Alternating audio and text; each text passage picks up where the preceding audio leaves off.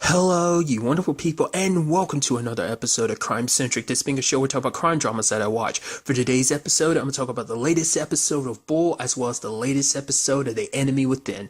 Like always, if I'm talking about something that you want to listen to, you can always look in the description down below. I include the time when I talk about each of the respective shows. So, for example, if you want to hear what I say about this week's episode of Bull, you can skip to what I say about this week's episode of The Enemy Within. But the first thing I'm going to talk about is this week's episode of Bull. A great episode, a lot of very interesting things went down in this episode. Obviously, the client this episode is Trent. He actually used to work in the FBI with Danny. In fact, he was actually her mentor. And so it's a case that Bull wasn't all too sure about taking because Trent's a bounty hunter. He kidnapped and knocked out the dude, but it turned out not to be the right dude. So he ends up dropping the dude at the hospital, and it turns into a whole complicated situation from there. Obviously, Bull, like I said, wasn't sure if he was going to take the case until he met the ADA, the prosecutor in this case, and that was Conway. And she's a young upstart. And the fact is, Bull was trying to offer her a deal about this whole situation. It's like, Seasons ADA, they make these type of deals. But she's like, I just off the bus, and I'm just not quite seasoned yet as someone like you. And basically, it's kind of turning into that thing of like, he's like, I love Bull being like, oh yeah, what would you say? Oh no, I clearly heard you because, my hearing aid is super good. It's old versus young type of situation. Because she isn't taking anything. Because for her, it's like, oh, your client did it. The fact of the matter is, okay, I'll make a deal. We'll go from 30 years to 29 years. And that was enough to set Bull off like, okay, I'm a knock you down a peg or two.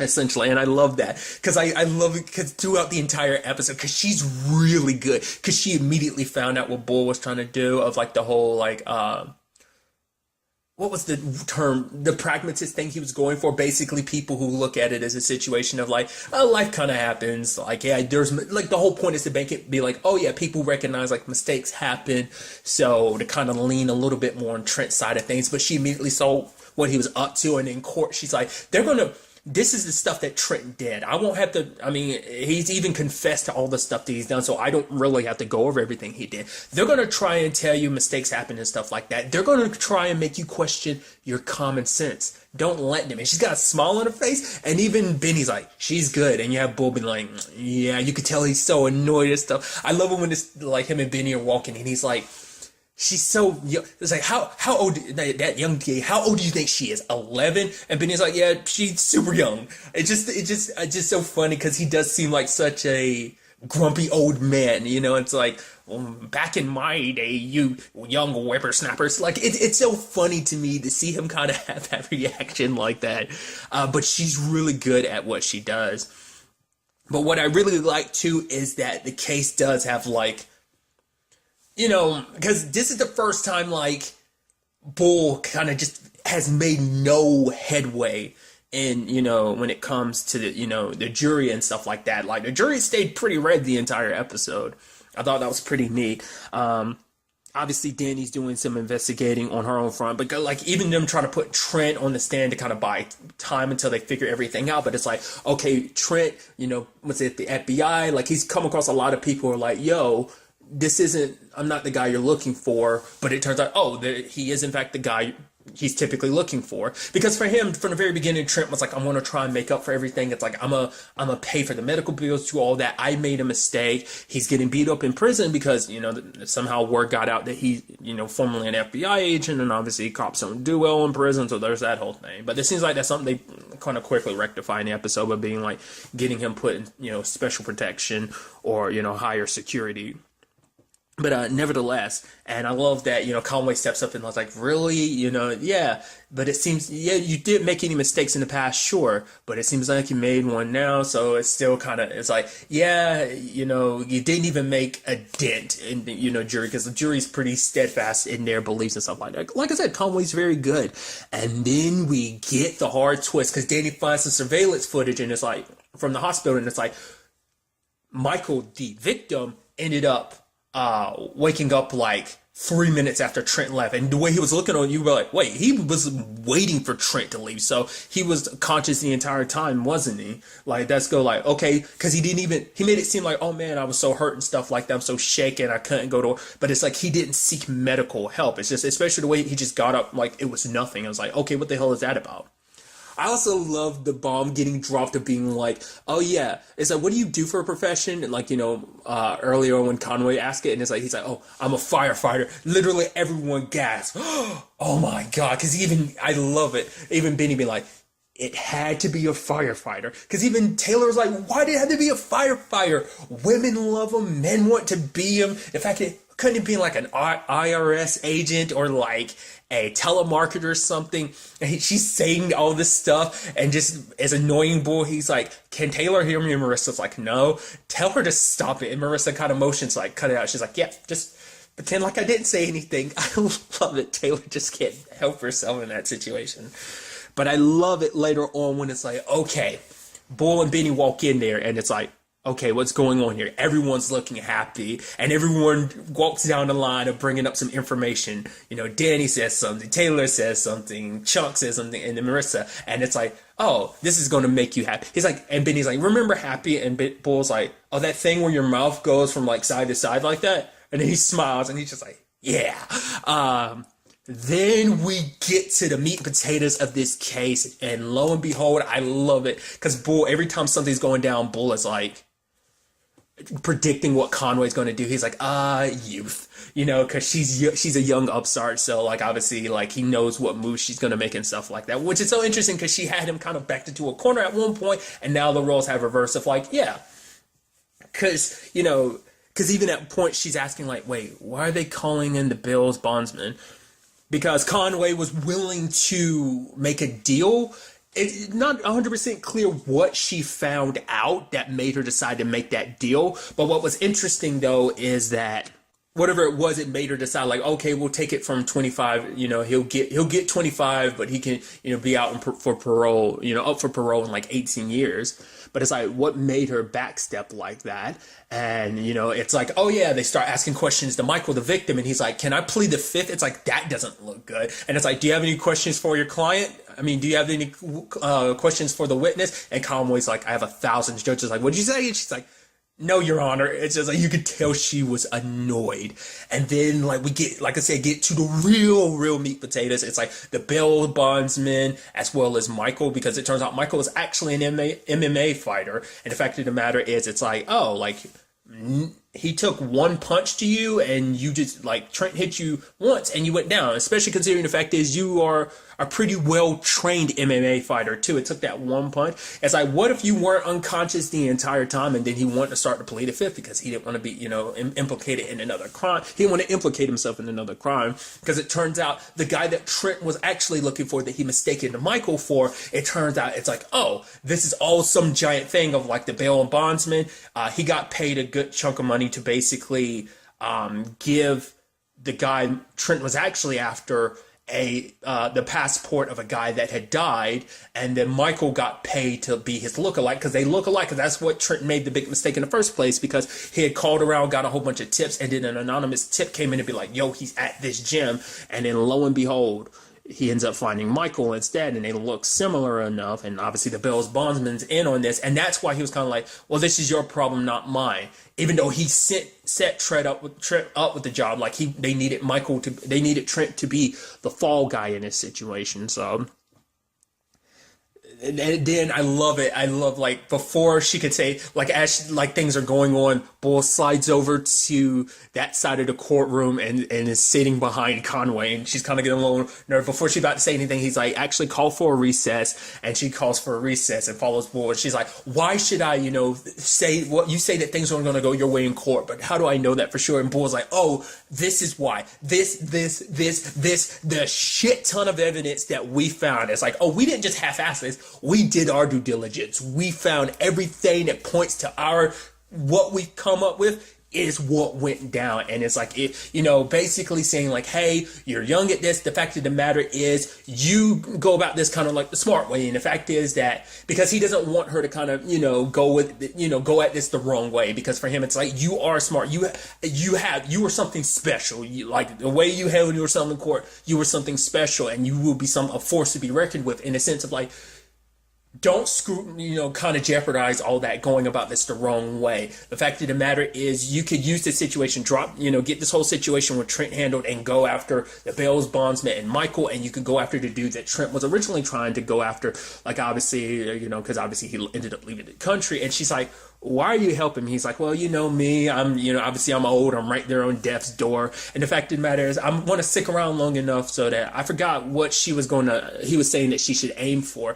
And he's like, and I'll be there to vote for you when you go for it in like 5 or so years. And she kind of, it's nice. Cause like I say, he started off kind of like I said, the grumpy old man, but now you see him kind of like, no, I see the potential you have. You're going to be something great in the future. So, I'm going to help you basically make your star shine, essentially, so that, you're going to be, like I said, a force to be reckoned with in the future. So luckily it all worked out like that. I hope they do cross paths again.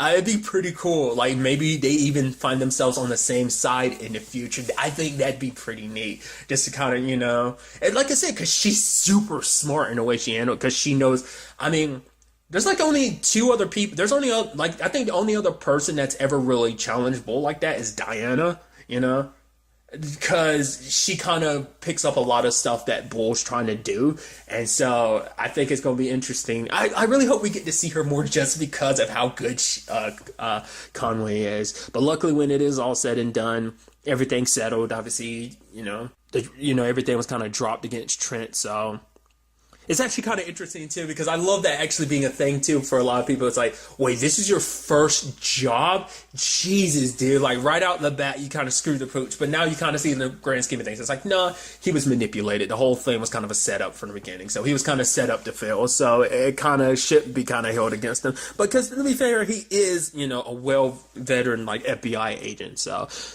But, yeah, that was still neat. Like, because Danny is like, no, I got your back. Like, all the times you saved my life, like, obviously I kind of had to pay it forward a little bit. So, like I said, lo and behold, everything worked out in the end. But holy shit, like, did not see those twists coming. Like, because I was worried, like, oh yeah, what ended up happening is the fact that I thought was going to happen is like Trent's going to knock Michael out, and then it turned out like, oh, he had some like medical condition and ends up dying, and I thought that'd be the whole thing, but it's like, no, he was fine, and the episode turned out the way it did. Like I said, a great episode. I'm very excited to see what the next episode has in store for us. And now moving on to this week's episode of The Enemy Within, a great episode. A lot of interesting things, because I really appreciate this episode, obviously kind of giving us a grander look at everything that went down 3 years ago. Because, I guess because in my head, it seemed like it was just kind of an open and shut thing of like, oh, you saved Hannah's life and then you got arrested. But there was actually more to it. Basically, Hannah had skipped school. There were some fake cops there. This was all part of Tall's plan. Because obviously we saw, like, obviously Erica hasn't always been working with him. Obviously she did at one point down, was trying to get him 3 years ago. Long before that. But then obviously everything with Hannah went down, and it's like, hey, obviously we already know that just from the beginning of this series, but we kind of got a lot of context that we didn't have beforehand and stuff like that. Because the reason why he picked Erica amongst anyone else, because he took an interest in her. It's like, I want you to work for me. The fact of the matter is, you've come closer than any other agency, anyone else has ever come to catching me. And so that's why he came to America. He's specifically there for her because he wanted to recruit her. It's like, you stay in a position that you're at the CIA, your daughter gets to stay safe, and I get to get the intel I want, because basically saying like, hey, the fact of the matter is, if you don't do this, they'll eventually find you. You'll get locked up forever. You'll never see your daughter again. And I think on some level, Erica had always knew that that day was going to come, because like, he was like, okay, I'm going to give you an offer. You work for me or you go to jail. And for her, obviously, we know things play out. She chose to go to jail. I was wondering if that was part of the thing. Was she secretly working for Tall for those 2 weeks? But it's like, no, she hadn't made the deal yet, because she wasn't going to, because she felt guilty about everything. All those agents that died, like, and she tried to help at the last minute, but that, I guess at the end of the day, that doesn't mean anything, because she did call Cabrera to be like, yo, look out for our agents. I think there's some intel saying that they might be a target, but you can make the argument that was just her covering her like covering herself. You could make that argument, but you know, I think that in itself should speak volumes about everything that went down. Or maybe it's a situation that Kate, as well as everyone else at the FBI, didn't look further. Like they saw what they needed to, they found what they needed to prove, like, hey, this is connected to Erica. Because it's interesting because like a lot of people from the CIA got put up there from the group that knew, and he just whittled it down until they came down to Erica. Because I was actually kind of surprised. Daniel and Will actually met with her before this all went down. Like, you know, 2 weeks after everything went down with Lane, like, and as well as the other agents, they actually sat down with Erica, and she, you know, because obviously it's gotta suck because you're sitting there knowing what happened, but at the same time, it's like, it's for your daughter's sake, you know. And I'm sure for Erica, this would hit even harder, like, you know, if Hannah knew even more. So it's not only did these agents die because of her, like there's a whole thing of like, you were put in that position because you decided to skip school. Like, to be fair, I guess they knew how to draw Hannah in.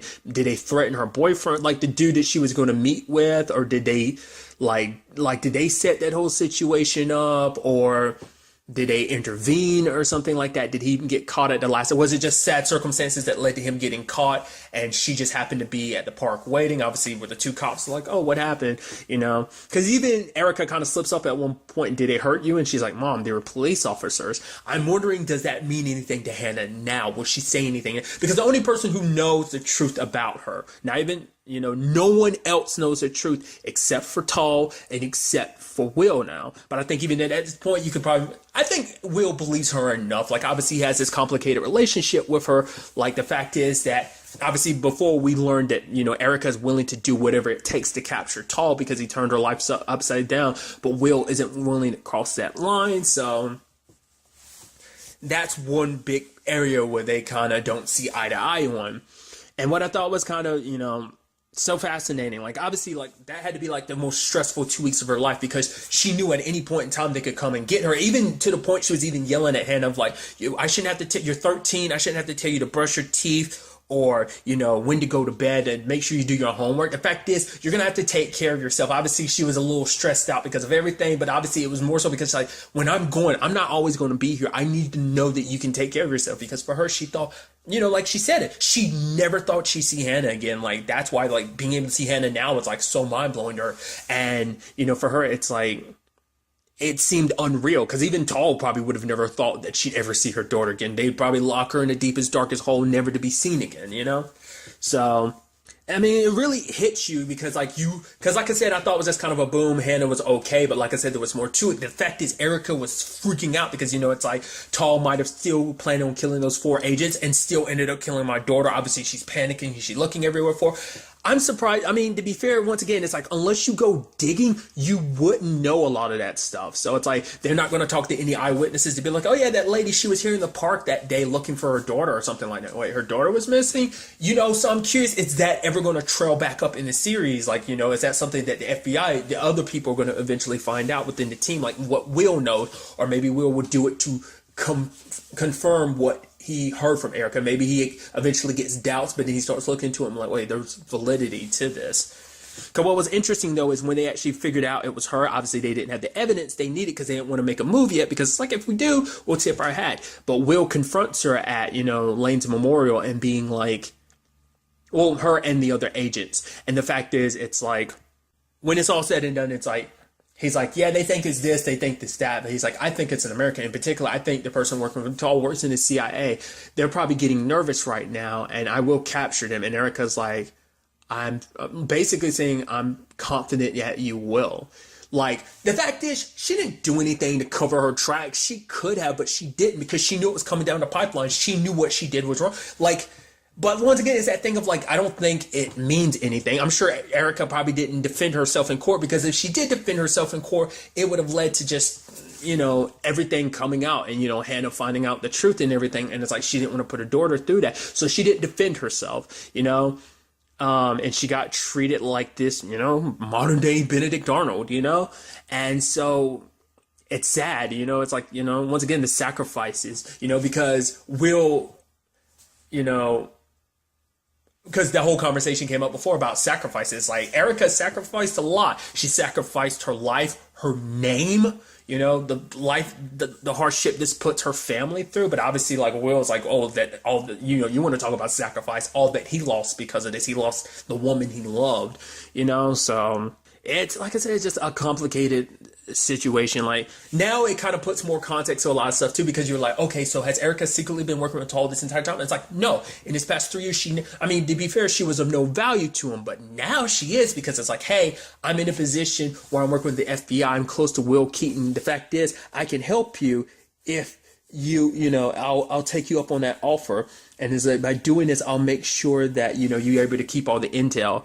It's kind of interesting because she could have taken advantage of it back then, but she didn't, and that shows you who Erica is. Like, because I was thinking like, oh, her trying to call Tall last episode, I was like, okay, this is all part of her plan or something like that. Like, she's secretly been working with Tall, but she's trying to take him down. Like, once again, she sees the entire chessboard. That still applies, but it's a situation of, I believe that's what she's doing now, because she now realizes, like, she's willing to do whatever it takes, because she's in a position where it's like, I have this opportunity to get close to Tall and I can take him down like this by any means necessary. And because she can see the entire chessboard, she's willing to make some sacrifices. Obviously, it's going to come back to kind of bite her in the ass. I think when the time comes, she probably will let Will know the truth and probably won't tell the entire team, because for her, it's like, this is something she's been mulling over for the past 3 years, because, you know, once again, she thought her entire life was over, but now she's been given this opportunity. She's going to take him down once and for all after all that he's done. Like, obviously, she's like, I'm not going to die in this cell,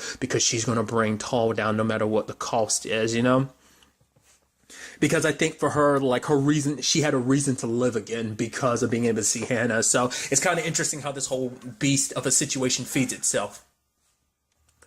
And what I mean by that is the fact is that obviously Will brought Hannah back into Erica's life because this was his way of making sure that he got her to cooperate with them. And it's just kind of, like I said, it's just this situation that kind of feeds itself in this weird kind of loop of a situation. And it's so interesting. And obviously, to play her role properly in this situation, Erica isn't going to hold any punches. Like, obviously, she's going to kind of be going for the jugular in the situation of, like, giving him real good intel and stuff like that. Because for her, it's like this way she gets Tall's approval and she gets closer, kind of gets brought into the inner circle in a certain regard, because obviously he's taking an interest in her, and because he thinks like, oh, he can use this whole situation to his advantage, he thinks he's 100% in control, when in actuality she's manipulating him. Like I said, I'm going to be curious to see how long it is before she tells everyone, before she even tells Will, because I feel like if she's going to tell anyone, it's going to be Will. Because to be fair, like, I think she's gotten to the point she looks at the team like, okay, they're decently trustworthy, but if she's going to put her faith in anyone, it's going to be Will, because Will arrested her. Like, she's seen what kind of honorable person he is. Obviously, he got manipulated by Anna. That might be what kind of be something she won't look at being like, okay, like, that's kind of his weakness. The fact is he gives his trust away so easily, so she'll probably be reluctant to kind of rely on him in that part, because like he might want to tell the rest of the team, which she might not trust them 100% like that. I don't know, it's going to be interesting to see, but there's still a lot of other things that kind of got brought up in this episode I'm curious about, because obviously there's Lane's parents. Her dad in particular is super pissed at Will. Like, we already knew that, but obviously, like, you play it up in this episode in regard of like, okay, for her dad, it's like, I gave the CIA my daughter and they give me a star in return. So I think that's definitely going to be something we see kind of come back in the story, just because he has such a problem with Will working with Erica. So there's that. And then Cabrera was there for a lot of stuff. So I mean, obviously that's why he's kind of like the hard ass that he is, because he was there working with her, and it's like knowing that you betrayed us, you betrayed those agents. So obviously that's why he's so pissed at Erica like that, because he was by her side, you know, the entire time, not knowing what a quote unquote traitor she was.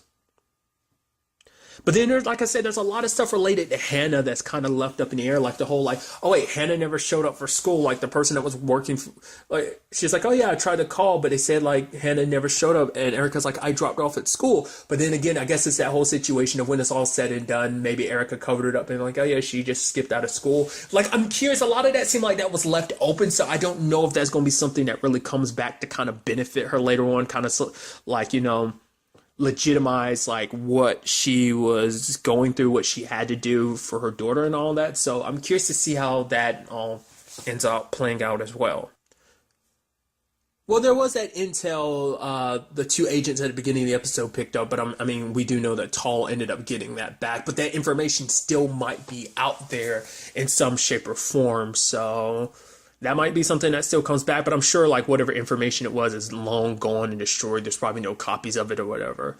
What's also interesting to think about too is obviously like, you know, Erica's making her move now, but Will's kind of got one more strike before this whole operation kind of gets taken down. Him in particular gets taken down because of his, you know, quote unquote poor leadership and stuff like that, trusting the wrong people and stuff like that. So I'm curious to see when that kind of comes back up, because Erica doing what she's doing, no matter what the long play is, I think that's still going to come back to bite Will in the ass in many shapes or form. It might even get Erica caught up in everything, and she might end up getting thrown in a deeper, darker hole, essentially, never getting any of the privileges she has now. I'm curious, though, like, because Erica didn't do much to cover her tracks before, but now she's actually going out of her way to cover her tracks, might be very hard for them to actually catch her. Because before, it didn't seem like she cared about getting caught, because she wanted to get caught because, like, I need to be punished for what I did. She was punishing herself every day. You know, once again, it's sad that a lot of that doesn't amount to anything. And once again, it's that interesting aspect of just like from a perspective of a story. Like if this was any other person, you'd know this side of the story, like you wouldn't feel sympathetic. But it's just because from the storytelling perspective, we know what caused her to do what she did, and that she was a mom, a woman put in a very compromised position. It is that situation of like, once again, what Will has said last episode of like, your daughter's life was worth more than those four agents, and it's like, don't try and, you know, because Erica made the whole point of like, oh, it's just one life against the thousands that'd be saved by Tall. It's like, if you had taken Tall down back then, if you let anyone know, even Cabrera, you know, but she couldn't take the chance that, you know, Tall would find out about it, they, you know, make a move, and, you know, it ended up with her daughter dying, you know, so. It is kind of interesting, though, like I was bringing up earlier, the whole line of him being so interested in her like that, because it's like, oh, you're like my foe. It's like she's the Sherlock to his Moriarty, you know? It's so interesting. Which I guess is interesting when I make that comparison, especially where Elementary is like, obviously, like Moriarty is played by Natalie Dormer. So it's just kind of interesting because I made that comparison because it's like, oh, it's just a whole thing. Just because it's funny because I switched the roles in this regard of this comparison, of this analogy I'm making in comparison. Nevertheless, I'm rambling on it. Either way, I'm very interested to see what the next episode has in store for us.